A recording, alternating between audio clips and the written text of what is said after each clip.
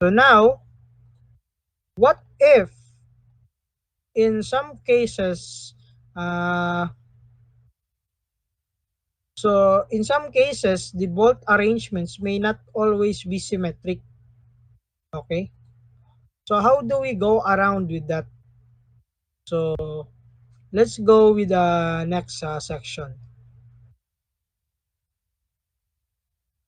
So due to constructability issues, some fasteners may be arranged such that they are staggered. So let's have an example. So pretty much like this one, no? So for example, there is some constraints here, no? So maliit lang yung area na pwedeng pagkabitan ng bolts. For example, no? The the arrangement that we have in the previous example, it may not be always applicable in some parts, in some connections, no? Especially those with space constraints. So what happens here is that we arrange it in a way that uh, it will still be adequate. No? So one way to do that is by doing staggered arrangements like this one. So in this particular case, if we have staggered connections, meaning more possible failure patterns will be considered. So apart from the fact that we only do vertical sectioning, no, we will also be doing staggered sections. Okay? So dadami yung possibilities when it comes to determining the net area. So for those with staggered bolt arrangements, there will be some modifications here. So the effect of staggering is that it actually increases the net cross-section area. Okay? The net area. So because of the usual behavior of cracks, no? So this additional term here comes from Cochrane, no? So what we do here is we add a term here. So for this stagger. So this one is pretty much what we do earlier. No? And then we just add some terms to take account for the effect of the staggering. So S here is the stagger distance between the two given holes. So measured parallel to the direction of the load. So like this. And then the G is the gauge distance between two given holes. So measured perpendicular. So this one. So this is an illustration of how you determine the stagger and the gauge distances. So the summation here, why is it summation? Because there may be some patterns that has more than one stagger. So in this case, there's only one stagger, which is this one. There's only one stagger line. But there are cases that there may be two stagger lines or three stagger lines. So for each stagger line, you determine the stagger and the gauge distances. Okay? So that's the only difference if you need to consider the staggering formations of the bolts. Okay? So to illustrate further how to use this next term right here, let's have another example. So determine the critical net area for the given member. Neglect load transfer mechanism. So we assume that each failure pattern will resist 100% of the load. Okay? So there's the plate here. This is the connecting plate or the gasket plate. So we assume this is adequate. So this plate right here is 3/4 by 6 inch. So there are the dimensions, no? And then you have the bolt arrangement. So this one is a bit irregular. The bolt size is 1/2 inch. Okay. So first, in order to do this, we first draw all possible failure patterns. So first, we label each bolt as letters or as numbers, whichever you like.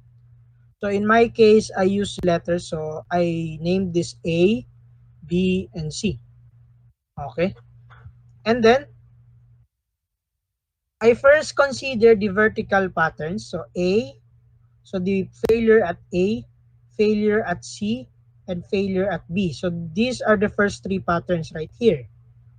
Next, I consider the stagger from A to C. So I consider this pattern right here, like this. Okay? So that's AC right here. Do you get it so far? Do you get what I'm saying here so far? Okay. So this AC again is pretty much this pattern right here. Okay. And then BC, so it passes through B and C. So the stagger line is BC. Okay. And then AB, so it passes through A and then through B. So like this one. Okay. And then ABC. So A, B, C. Like this. Okay. Now, maybe you are asking, how about ACB? That one is pretty much impossible. ACB. Like this. No? So meaning the load should be like this. No? So we do not consider it. Okay. So all in all, we will be checking up 7 failure patterns. Okay. And then we should check them one by one, no? So we can get which one is the most critical pattern. Okay. And then we should also note that some of the failure patterns may yield the same area. So for example, the pattern at A and then the pattern at C and then the pattern at B, they all pass through one bolt only. So the net area would just be the same. So in that case, you do not need to calculate them separately. You can note that for the other failure patterns that are similar to that one, then the net area is the same. So there is no need to check the said pattern, the area for the said patterns that are similar. Okay. So for example, consider the failure pattern A. So this one. Okay. So you just use the formula right here. You substitute it. So the gross area, the number of holes, the effective hole diameter, the thickness. So it would be this one. Then for failure patterns B and C, so these three, like this, since they all pass through only one bolt at a time, no, the net area would just be the same as that of A. So meaning for both B and C patterns, the net area is the same as that of A. So there's no need for me to calculate them again. Okay? So that's what I mean with these statements right here. Okay? So next, consider pattern AC. So that's what I am saying earlier, pattern AC. So now we have a one stagger line. So line AC. So the stagger distance here is 1. The gauge distance is 3. So we will only add one stagger term here because we only have one stagger line. Okay. So again, we use the formula here. This one, we only use this once because there's only one stagger line, the line at AC. So first, AG minus NDHET. So in this case, we will now be using two holes because the failure pattern passes through two holes. Okay? So hole at A and hole at C. That's why this is 2. Okay? And then, here is the stagger term. So the stagger distance is 1. The gauge distance is 3. Okay? So there you go. Then you evaluate this. The net area of this particular failure pattern is 3.625.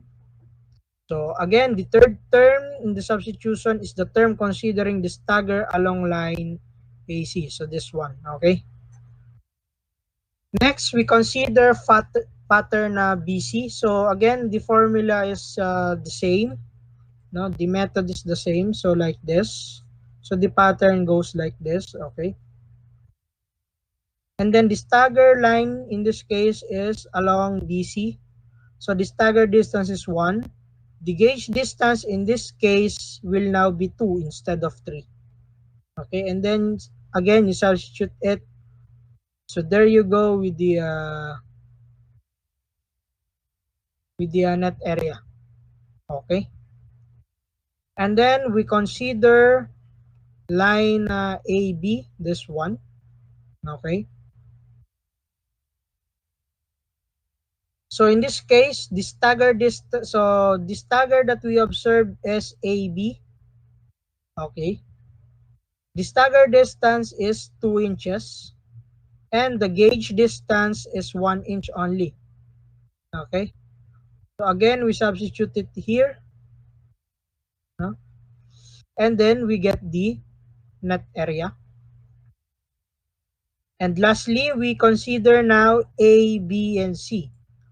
So in this particular case, we will be having two stagger lines, line AB and line BC. So in this case, we will now be having two terms for this. Okay, so that's why there are two terms here. Okay, so the third and the fourth terms are the terms considering stagger lines along AB and BC only. So this one is for AB, the first one, and this one is for BC, the second line. So for AB, the stagger distance is 2 inch, the gauge distance is 1 inch. That's why it was substituted this way. And then we have the uh, the stagger distance BC. So this the stagger line BC. So the stagger distance should be 1. The gauge distance should be 2. Okay. So I think I made some errors here. So this one should be 3 instead of 2. Okay. So please be corrected. This particular term here is just 2. So I will also check the net area. No? So I will recalculate this one. Okay. So this one should be 3 because it passes through 3 holes instead of 2. Okay. So this one would be 3. And then we have the 2 stagger lines. No? So let me calculate this one again. Okay.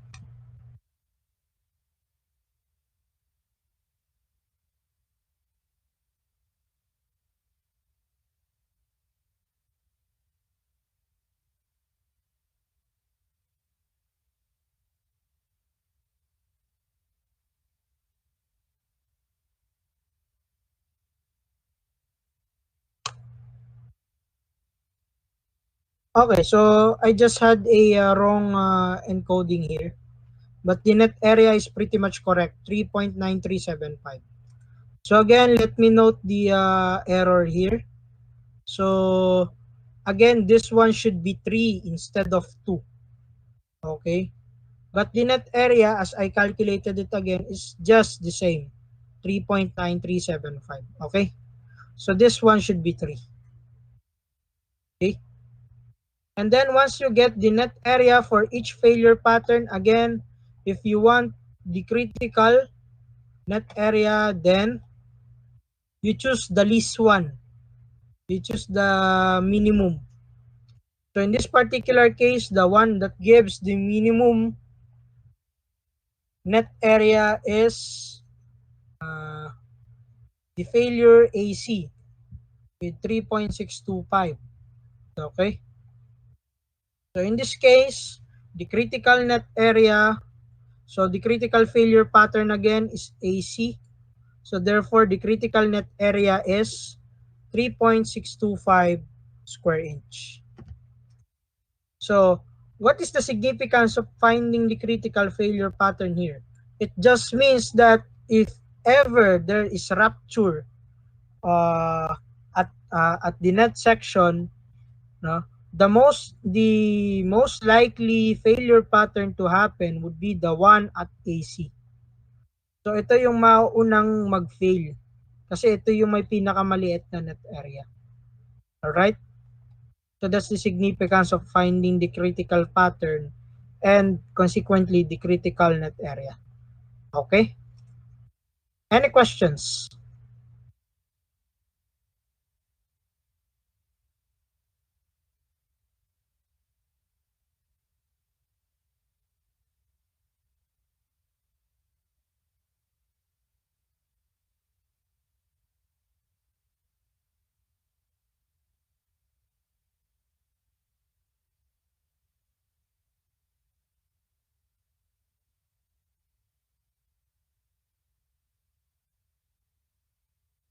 Bakit unlikely po yung pattern ACB?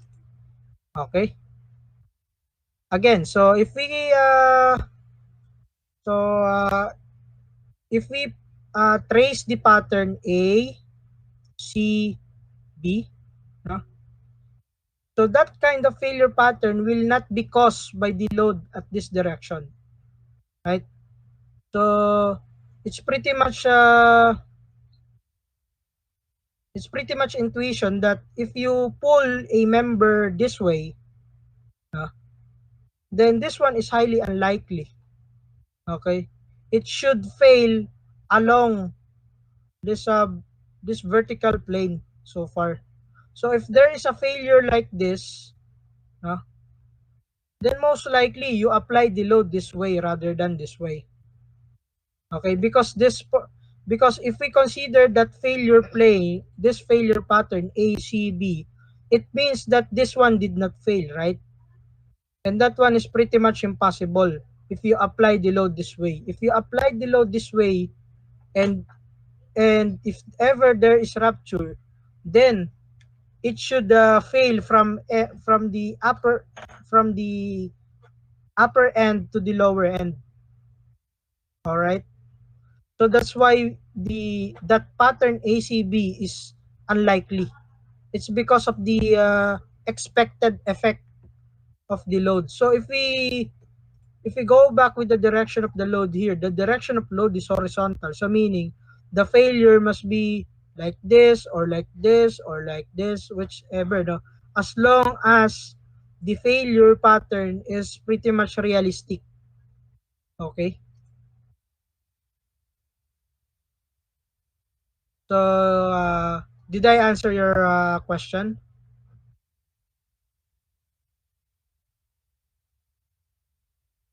So I guess, no? So what if meron vertical and horizontal load? Alright, so okay. So what if meron vertical and horizontal load? We only consider load in one direction so far. Why? Because we are dealing with axial tension. If there is both vertical and horizontal, then maybe there will be bending.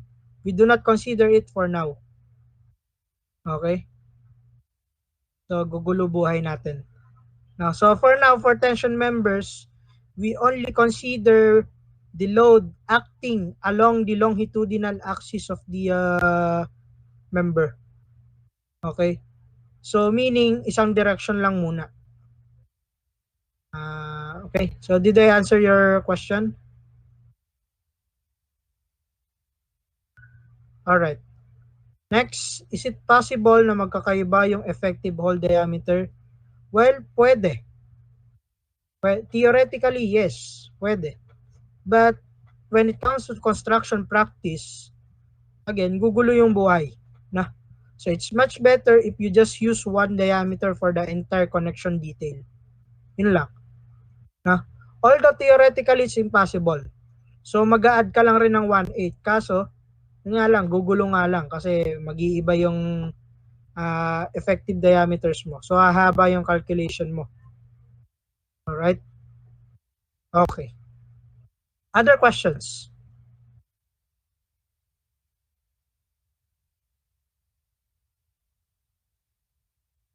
I guess there are no more questions so far. Okay, let's just wait for this one. Alright, so wala. Right, so okay, so let's have a break.